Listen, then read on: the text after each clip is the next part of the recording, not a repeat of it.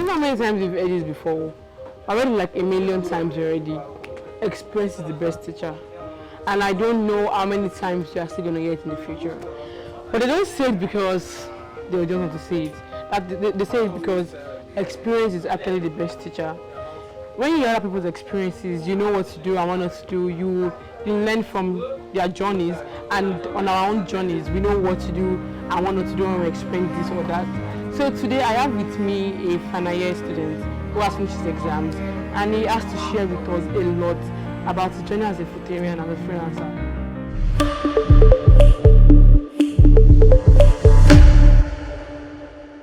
My name is Shimdori. What's your name? I'm Shalom. So you're from what department? Meteorology and climate science. So is that what you chose when you applied for JAMB, or Futa just gave it to you? Actually, I applied for architecture, but they decided to give me meteorology in SEMS, a school that is opposite my own school, so that anytime I'm coming out of SEMS, I'll still sit and remember my troubles and tribulations. Okay, so wait now. If you had the opportunity to go back in time, would you still choose architecture? No. Why? Because, along the line, seeing other people in architecture and seeing the stress that they actually go through, it made me rethink that, thank God they did not give me this architecture. So wait. What were you thinking when you chose it in the first place? Architecture was my passion. Passion. I loved drawing. In fact, I was the best student in technical drawing in my secondary school. So before I even entered university, I was already drawing plans, going through a lot of stuff like that, and I just felt it would be nice to go into architecture. So you think that if they had given you, don't you be able to adjust? If they had given me, yes, I would have adjusted, but I might not be doing some of the things I'm doing now because it might have taken most of my time. Okay. So just briefly describe your experience as a Futarian in the past 7 years, your achievements, your setbacks, your troubles, academics, everything altogether. Well, being a veteran is not easy, and at the beginning you are lost, you don't really know what you are doing. 100 level, everything just seems scattered. But as time goes on, you get used to the system, and at least for me, there was a particular time I thought I knew everything. But then some things will happen that will humble you, and then you begin to feel like, wow, this thing is not as easy as I thought it's going to be. I mean, most times when we come into the university in 100 level, and you see people in higher levels having carryover, you'll be wondering that, how did it happen? Is it that they didn't read, or is it that they don't want more way? But then sometimes you might do everything you have to do. You read, do all your assignments, attend classes, and then at the end of the day, you find out that you have a carryover. And sometimes you try your best to rectify the issue, but you just have to go back and do that course again just to be safe. Yeah. So my journey as a Futarian was full of ups and downs. Full of ups and downs. Okay, now, do you have any, do you have any side, or do you do any extracurricular activities? Well, yes, I do a lot. I do a lot of things. I'm a freelancer. Okay. I'm a content creator. Okay. And I also own a food brand. Wow. Wow. So, how do you balance freelancing, content creating, having a food brand with academics? Wait, I don't want to jump into conclusions, but I am just thinking that maybe your department is not so serious or so stressful. Don't let fellow meteorologists hear this though. Because meteorology is mostly calculation. And some of these calculations are not calculations that you can just understand like that. In fact, to be sincere, some of the calculations you just have to cram it. There's no explanation behind the calculations. So when you talk about balancing, Yes. I actually started freelancing around 2018. I think I was in 200 level then. That was when I started freelancing.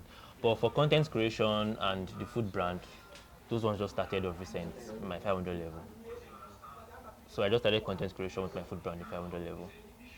Now, I think maybe you have to swallow back what you just said. Okay. 500 level is going to be one of the most busiest level, project, everything. And you went ahead to start a whole brand. You thought you're content creating Yeah. in 500 level. Because by the time you That's get to mad. 500 level, That's really mad. by the time you get to 500 level, there's Uh-huh. little to what you can do to actually boost your academics. So for me, You just left at the way it was. for me, when I got to 500 level, I didn't know the direction in which I was going to go. I didn't know it's not going to be this metrology direction. So although I was still giving some time to metrology, but I just had to deviate a bit. Sorry, just a question. So from 100 level to 400 level, you had thoughts of ending up in a meteorological career. I never had thought of ending up in a meteorological career. But from 100 level, obviously, I don't like the course. That's the truth of the matter. Up to now, I don't like the course. But the fact that I found myself there, I know that I just have to, Once you start, you must finish it. of course, I have to finish it. So from 100 level to 400 level, the motivation was just to finish. Okay, so you not told us that you balance it actually. Okay, so the truth of the matter is, balancing both of them was not easy. At a point, one had to suffer. And to be sincere, my academics suffered for my freelancing to actually And work. their side also, Sha. So 300 level, my academics suffered over suffer self. But then I'm grateful because I was actually able to get what I wanted. The compensation was that what I actually gave my time into, the freelancing, actually yielded fruits. So that's the compensation. Okay. So for you, your compensation was not even your academics. That what you were like, what your academics suffered for, they had fruits. Okay. In your 7 years of being in Futa, like I'm sure you've made a million and thousands of memories. What's this one memory that even if, for instance, you get an accident, you have an head injury, this memory you can't just forget it. Ha. You mean just something that happened in Futa, right? Yeah, sure. Ha. Okay. One thing I can never forget was the fact that I did CSP 201 with the whole farm stuff. Okay. And after all the whole stress, the result came out and I had 00F. Ew. What the fuck? So, Hey. No. so that's something that I can never ever forget. So wait, please. I need to ask. You did that course again? No. Oh. I did not do it again. Ah. Because I will. no, that's going to be very, very devastating. No. I didn't do it. I almost did it again. But Man. I just took the risk because, one thing with all these 00F issues is, fine, you go to complain and they'll tell you they'll fix it. And then you would be of the opinion that, okay, yes, so they said they'll fix it. But when the next result comes out, you will still find that same 00F there. And if you're not careful, if you keep hoping on they'll fix it, you'll find out that when you get to 500 level, you have that cost 00F there. At that point, there's no they will fix it again because there's no next semester. But I was lucky that they actually fixed mine and I didn't have to do the course again. Oh. What are your thoughts on school is scam? This kind of question really they ask me so. Okay. School is not scam. Okay. But it might appear as if school is scam. Why do you think so? Because if you look at the whole situation of the country now, Okay. I can say about 70% of people that are actually in school now will not use their certificate. Okay. So everybody just comes to school just to get that certificate. If some people, if they actually had the knowledge that, okay, for example, me now, if I actually have the knowledge I have now, When you were writing jam. when I was writing jam, maybe, You know I know my parents will not agree. Of course. Why would they agree? Maybe, but I'm not saying maybe. So school is not a scam, especially if, let's say, if you are studying what you actually wanted to study. If you have a plan, if you have a blueprint and you know that, okay, I want to study this course, this is what I want to use this course for, and it actually works out for you, then you will not find somebody like that saying that school is a scam. But for people that actually got into school doing the course they did not like and later ended up venturing into something else, you hear them saying school is a scam. Very funny, but I disagree with what you just said. Okay. So that was basically saying that for you, school is most likely scam. I'm not saying school is a You scam. wait, wait, Okay. wait. You just said that for people that they are most likely doing courses that they don't like, and maybe at the end of the day, they don't even end up doing any career in that line. For them, school might be scam. Yeah. Now I have somebody who has graduated already last year. Okay. He studied QSV. That was what he wanted. Okay. And he graduated top of his department with a 4.71 or something like that. And he is not using a certificate. He's doing something in design, and according to him, he said there is no company in Nigeria that will pay him the money he's paying. They're paying him now if he used certificates. But he does not think school is scam. So what is I'll say about that? School is not a scam because through school you actually gain some knowledge Okay.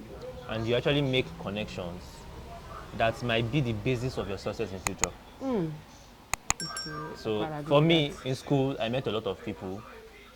In fact, the fact that I'm a freelancer today is a product of the fact that I met someone, Relationship you have. yes, in 200 level. So although it might look as if school is a scam based on the fact that you don't use your certificate, but one way or the other, it actually contributes to your growth, to your intellectual development also. Yeah. Now, what advice do you have for people like maybe that were still in school, that were still trying to navigate what school has for us, and the people that are just coming in? What advice do you have for them? Okay. Well, the advice I would give to anybody that is coming into school now is, if you're in school and you know that your focus is going to be academically inclined, then focus on your studies and finish with a good grade. Because if you don't finish with a good grade, you might not end up getting what you want. Because as we all know, academics is very, very competitive. And if you're not coming out with something that is high, you might not get that, let's say maybe you're expecting to work in a company, you might not get that job that you want. But if you are in school and you know that, Takoti, let's just finish it, then I would advise that you actually make relationships with people that you know that are in that same field. As you're working in academics, try as much as possible to build yourself in those Areas. Yeah, for example, if you know that, okay, you love graphics design and you feel like that is what you can do after school, do your academics, but dedicate some time to that graphics design so that the whole 5 years you spend in school, you not just spend it focused on only academics, and then after school you now have to start. So it's better to just build them hand in hand and then continue after school. So this is my last question. Okay. You're finally leaving school, like you're finally going to maybe for the meantime stop anything that involves reading books. What is the most thing that excites you about leaving school? What does Or something like that you are looking forward to, like now that I'm done with school, I'm going to do this, or something you're just looking forward to, or that just excites you, like I'm done with school. You know, those period of strikes actually gave me an overview of how life after school will be. Okay. The fact that I don't have to think about exams, I don't have to think about tests, I don't have to think about going to classes. I mean, it gives Can't me wait for it. enough time to actually invest into what I actually want to do. So that's what I'm looking forward to. I mean, I now have enough time for my content creation, and I have enough time for freelancing, and I have enough time to start as many businesses I want to start. So, Thank you very much, Shalom, right? yes. Thank you very much. It's nice to have you. Thank you. I hope that, like me, you've taken something from Shalom's experience. So what I took from his story was that if you are academically inclined and you feel like you're going to end up in that line of career, you're advised that you focus more on your academics when you resume and put in all your efforts there. And then also said that if you feel like academics is not your way, feeling is not enough, she just and if does not agree. Listen. But at the same time, so if you feel like academics is not totally your way, about being academically inclined, they are also advised that you try to build connections and you make relationships with people that are also in that area of specialization. So by the time you are done with school, 5 or 6 years, you have a connection of people around that career path. So I practically don't have any problems after school, after that career path. So, adios, sayonara, odabo. What about in French, Seb? I've actually since Monday. I know she and au revoir. Au revoir. Thank you.